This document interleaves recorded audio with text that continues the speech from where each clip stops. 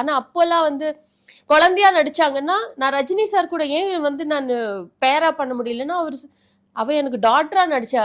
Meena ma'am வந்து அப்படி கிடையாது. அதுக்கே ரொம்ப கன்வின்ஸ் பண்ணியிருந்தா நிறைய விஷயங்கள் கேள்விப்பட்டிருக்கோம். எஜமான் வரும்போதே ரொம்ப மாட்டவே மாட்டேன்னு சொல்லி கன்வின்ஸ் பண்ணி பண்ண வச்சாங்க.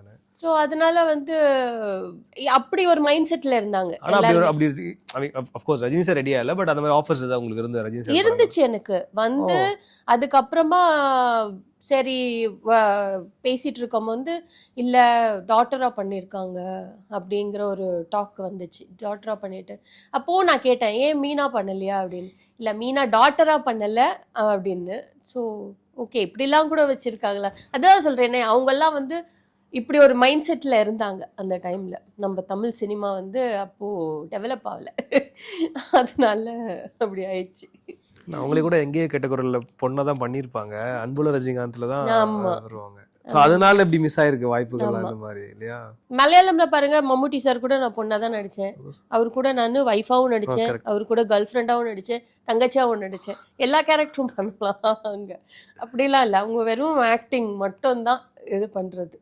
அவங்களோட ஃபுல் ஃபோக்கஸ் வந்து இந்த ஆர்டிஸ்ட் பெர்ஃபார்ம் பண்ணுவாங்களா அவ்வளவுதான்.